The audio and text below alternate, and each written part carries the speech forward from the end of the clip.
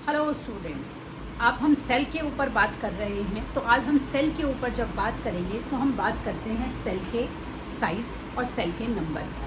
देखिए, सेल का साइज़ और सेल का नंबर क्या होता है। सेल का अगर हम नंबर की बात करें, जैसे कि जो सेल होते हैं हमारे, अब देखिए आप इसको इस तरह से समझिए कि मान लीजिए एक चूहा है और एक हाथी है, ठीक है।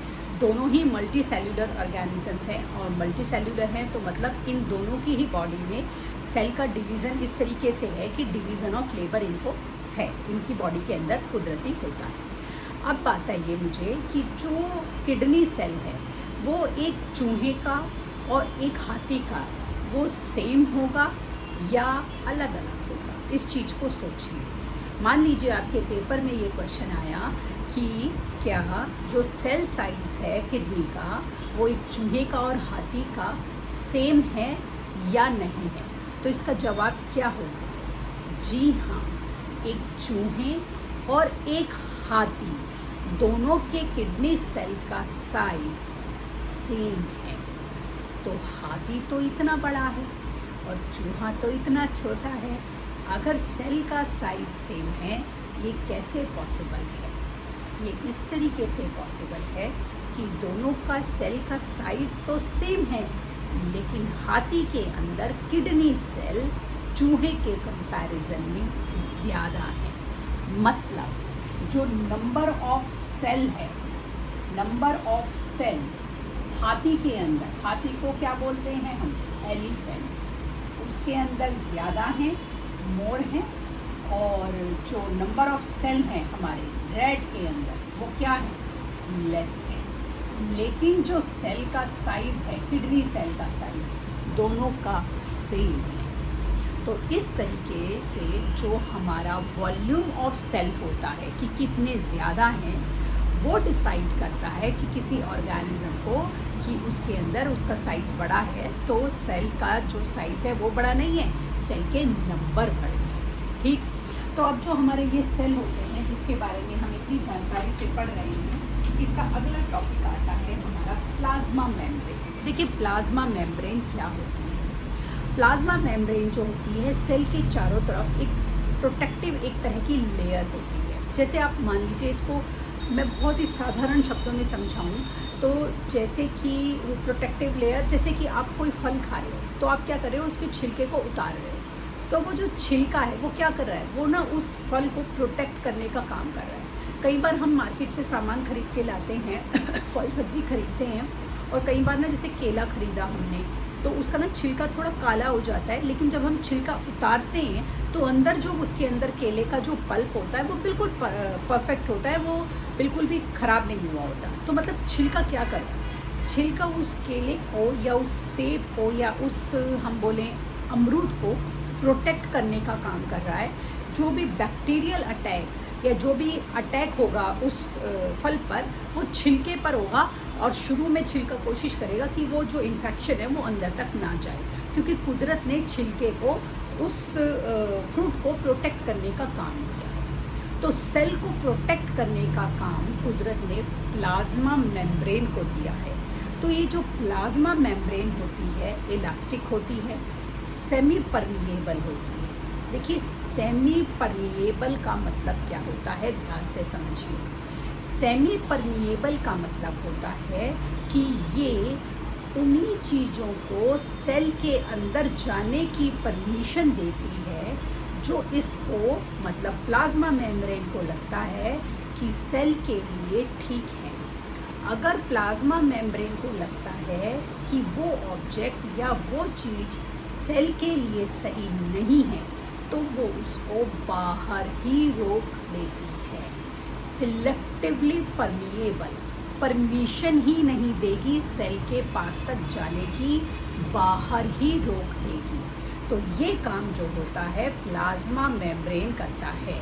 जैसे कि जब कोई आपको मारने आ रहा है और जो मारने आ रहा है वो ऐसा इंसान है कि आप उसके हाथ नहीं पकड़ सकते कि वो आपकी मैम है या आपकी मम्मी है या आपके पापा हैं या आपका बड़ा भाई बहन है, नहीं मार सकते क्योंकि वो आपसे बड़े हैं, ठीक है। You owe a lot of respect to them. तो आप क्या करते हो, अगर कोई आपको मारने आ रहा है, आप ऐसे ना अपने मुंह को बचा लेते हो। क्या कर रहे हैं?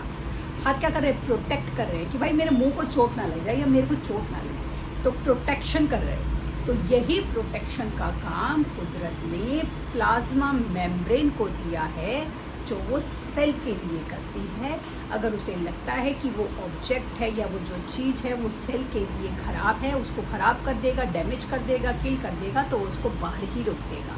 और अगर उसको लगता है कि ये सेल के लिए सही है तो वो उसको एंट्री करने की परमिशन दे रहा है। तो इसीलिए इसको हम बोलते हैं सिलेक्टिवली परमिएबल मेम्ब्रेन। ये सॉफ्ट होती है, इलास्टिक होती है, लिविंग होती है और ये डेलिकेट होती है। ठीक, प्लाज्मा मेम्ब्रेन का काम समझ आया आपको। अब इसके बाद हमारा जो प्लाज्मा मेम्ब्रेन होता है ये क्या करेगा, ये जितने भी मटेरियल हैं उनकी एंट्री और एग्जिट को इंश्योर करेगा सेल के अंदर और बाहर। अब एक हमारा वर्ड आता है जो बड़ा यूज़ होता है, डिफ्यूजन।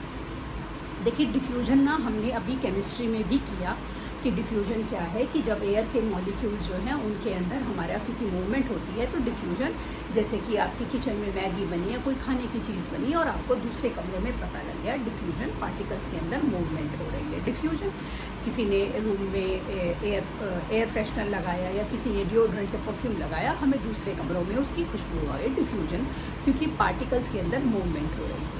यही डिफ्यूजन जो है, अब आप जब पेपर में क्वेश्चन करेंगे, क्योंकि आप साइंस का पेपर अटेम्प्ट करेंगे, तो आपको ये तो नहीं ना पता लगेगा कि ये जो डिफ्यूज़न है इसके अंदर मैं बायो वाली डिफ्यूजन की डेफिनेशन लिखूँ या फिजिक्स वाले की लिखूँ या मैं केमिस्ट्री वाले की लिखूँ।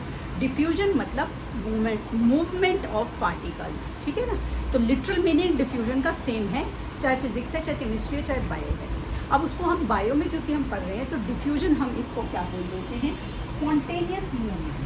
तो स्पॉन्टेनियस वैसे उसमें भी यही है कि spontaneous movement of molecule from higher concentration to lower concentration region. जैसे कि जहाँ पर आपके किचन में खाना बन रहा है वो हायर कंसंट्रेशन, क्योंकि वहाँ खाना बन रहा है तो ऑब्वियसली वहाँ खुशबू ज़्यादा है, वहाँ से वो वहाँ पर चला गया जहाँ पर खाना, जहाँ पर आप बैठे हुए थे वहाँ पर लोअर कंसंट्रेशन, क्योंकि वहाँ पर खाना नहीं बन रहा था। यही बात अगरबत्ती के धुएँ की हो गई और हमारे यही बात हमारे डिओड्रेंट की हो गई कि मतलब movement of particles of air from higher concentration area to a lower concentration area. अब इसमें हमारा एक कंसेप्ट आता है ऑस्मोसिस। देखिए ऑस्मोसिस हमारा क्या होता है, जो हमारा ऑस्मोसिस होता है वो होता है स्पॉन्टेनियस मूवमेंट ऑफ वाटर। हम अब कर रहे हैं ऑस्मोसिस। ऑस्मोसिस होता है हमारा spontaneous movement of water. Osmosis की जो प्रोसेस है इसके 3 हिस्से होते हैं, हाइपरटोनिक, हाइपोटोनिक और आइसोटोनिक। इसको समझाने के लिए मैं आपको एक सबसे अच्छा एग्जांपल ये दे सकती हूँ कि आपको क्या करना है, अपनी किचन में जाना है और वहाँ से 4 या 8 राजमा के या चने के दाने लेने हैं और उनको एक कटोरी में सोख कर देना है रात में, ठीक है। जब आप उन्हें रात में कटोरी में भिगा देंगे तो आप देखेंगे कि अगली सुबह जब आप उठे हो तो वो राजमा के या चने के दाने स्वालोन हो चुके हैं और जो आपने कटोरी में पानी डाला था वो पानी कम हो गया है, क्योंकि वो पानी उन राजमा और चनों के अंदर चला गया है। स्पॉन्टेनियस मूवमेंट ऑफ वाटर, आपने कुछ नहीं किया, पानी अपने आप उनके अंदर चला गया, वो सोक्ड हो गए, स्वालोन हो गए। जब उन्होंने पानी को एब्जॉर्ब करा, पानी की स्पॉन्टेनियस मूवमेंट हुई और उन्होंने पानी को एब्जॉर्ब कर लिया, this is called hypotonic solution, ठीक। अब आपको क्या करना है, उन 8 दानों में से 4 दाने एक अलग कटोरी में रख देने हैं बिना पानी के, अलग से एक कटोरी में, और 4 दाने आपको उसी के अंदर छोड़ देने हैं। 5-6 घंटे बाद जब आप देखेंगे तो आप देखेंगे कि जो दाने आपने पानी की कटोरी में छोड़े थे अब वो मोर स्वालोन नहीं हुए हैं और पानी कम नहीं हुआ है। मतलब स्पॉन्टेनियस मूवमेंट ऑफ वाटर नहीं हुई, क्योंकि राजमा की या चनों की पानी को एब्जॉर्ब करने की कैपेसिटी जितनी थी उतना वो एब्जॉर्ब कर चुके, अब वो और ज़्यादा उसको एब्जॉर्ब नहीं कर रहे। This is called isotonic solution. अब वो और कंसंट्रेशन नहीं हो रहा, पानी का मूवमेंट नहीं हो रहा, ठीक।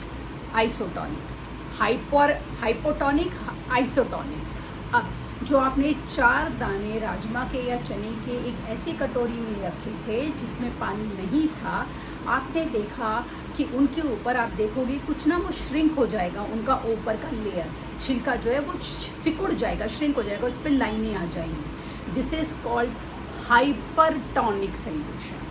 तो ये जो ऑस्मोसिस की मूवमेंट है, इसको आप प्रैक्टिकली अगर घर में करोगे तो इसको समझने का इससे बढ़िया कोई तरीका नहीं है। हाइपोटोनिक, जब वो पानी को एब्जॉर्ब कर रहा है, स्पॉन्टेनियस मूवमेंट। आइसोटोनिक, इतना एब्जॉर्ब कर चुका कि अब और ज़्यादा एब्जॉर्ब नहीं कर सकता, न एब्जॉर्ब कर रहा न रिलीज़ कर रहा। आइसोटोनिक। हाइपरटोनिक, जब वो आपने उसको बिना पानी के रखा तो क्योंकि वो पानी पी चुका था, उसकी ऊपर की जो लेयर थी वो श्रिंक हो गई। This is called hypertonic. ये जो डिफ्यूजन है, movement of particles from higher concentration area to a lower concentration area, और हमारा ऑस्मोसिस, ये बहुत इम्पॉर्टेंट है एग्जामिनेशन के पॉइंट ऑफ व्यू से भी और आगे भी जो हम कंसेप्ट करेंगे उनके पॉइंट ऑफ व्यू से भी। कल की क्लास में हम दूसरा कंसेप्ट करेंगे। तब तक के लिए शुभ रात्रि।